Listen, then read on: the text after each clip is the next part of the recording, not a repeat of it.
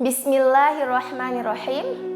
Alhamdulillah, nahmaduhu wa nasta'inuhu wa nastaghfiruh wa na'udzu billahi min syururi anfusina wa min sayyiati a'malina. May yahdihillahu fala mudhillalah wa may yudlilhu fala hadiyalah.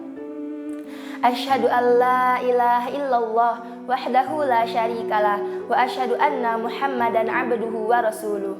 Allahumma shalli wa sallim wa barik ala nabiyyina Muhammad wa ala alihi wa sahbihi ajma'in, amma ba'd.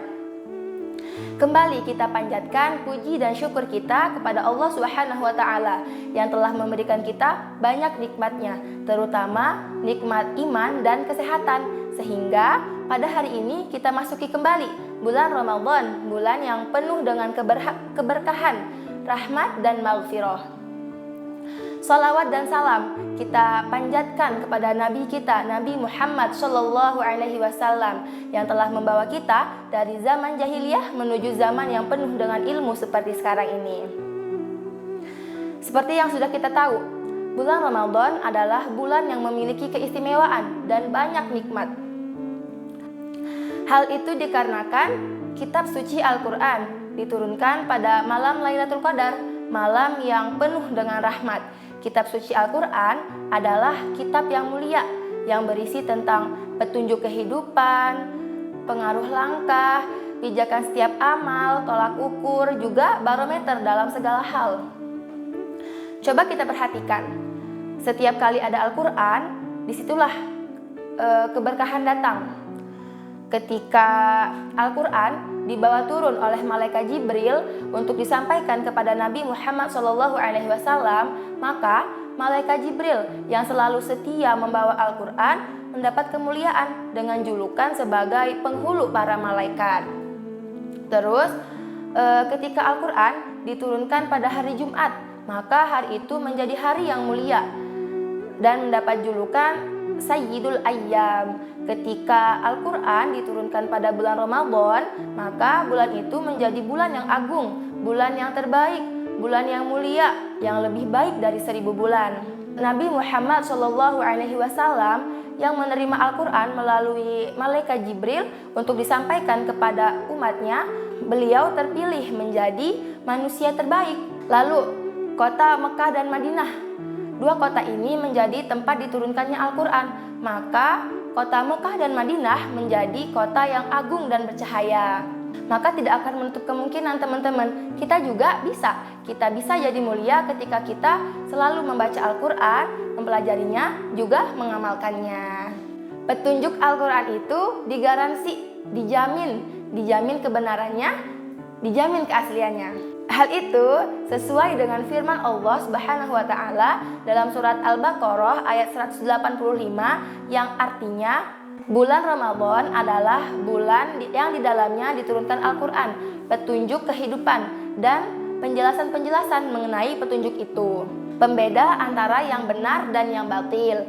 Barang siapa yang berada di bulan itu, maka berpuasalah. Dan barang siapa yang sakit atau dalam perjalanan, maka wajib penggantinya sebanyak hari yang ditinggalkannya. Pada hari-hari yang lain, Allah menghendaki kemudahan bagimu dan tidak menghendaki kesukaran bagimu. Hendaklah kamu mencukupi bilangannya dan mengagungkan Allah atas segala petunjuk yang telah diberikannya agar kamu selalu bersyukur. Adanya krisis kehidupan terjadi ketika Al-Quran itu ditinggalkan. Mereka akan kembali ketika sudah tidak ada lagi jalan solusi. Berarti apa?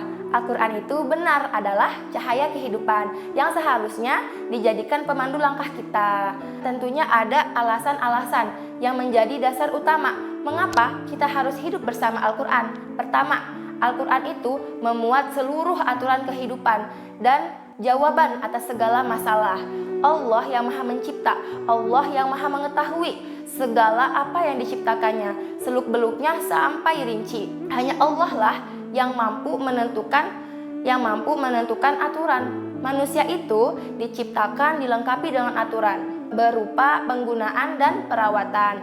Barang siapa yang nurut, barang siapa yang taat dengan aturan, dijamin akan awet, berhasil dunia dan akhirat. Terus yang kedua, Al-Quran itu sebagai petunjuk kehidupan yang terjamin kemurniannya, tahan uji dari berbagai penyelewengan, perusakan, bahkan pembelokan makna. Hal itu sesuai dengan firman Allah dalam surat Al-Hijr ayat 9 yang artinya, kamilah yang menurunkan Al-Quran dan kamilah yang senantiasa akan menjaganya. Terus yang ketiga, terbukti mukjizat Al-Quran itu mudah dihafal, dipahami, juga diamalkan. Banyak para ulama dan hafiz Al-Quran yang senantiasa menjaga kemurnian Islam, menjaga keaslian Al-Quran. Sehingga jika ada satu ayat, bahkan satu huruf pun yang dipalsukan, maka Allah akan segera membeberkan kejahatan para pemalsu itu. Yang keempat, Al-Quranlah undang-undang yang paling pas bagi manusia dan seluruh alam. Berpijak di atasnya tidak akan pernah tersesat selama-lamanya. Allah berfirman dalam surat Al-Isra ayat 9 yang berbunyi, yang artinya, sungguh Al-Quran itu adalah petunjuk kehidupan yang paling lurus dan pemberi kabar gembira kepada orang mukmin yang selalu mengerjakan kebajikan, bahwa mereka mendapatkan pahala yang amat besar.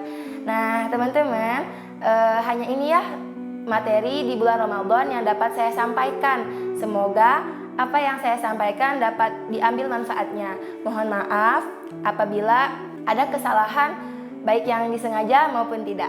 Semoga Allah mampukan kita agar kita bisa memanfaatkan hari-hari kita di bulan Ramadan ini, terutama agar kita selalu membersamai Al-Quran. Bulan Ramadan gak baca Al-Quran, rugi dong. Wassalamualaikum warahmatullahi wabarakatuh.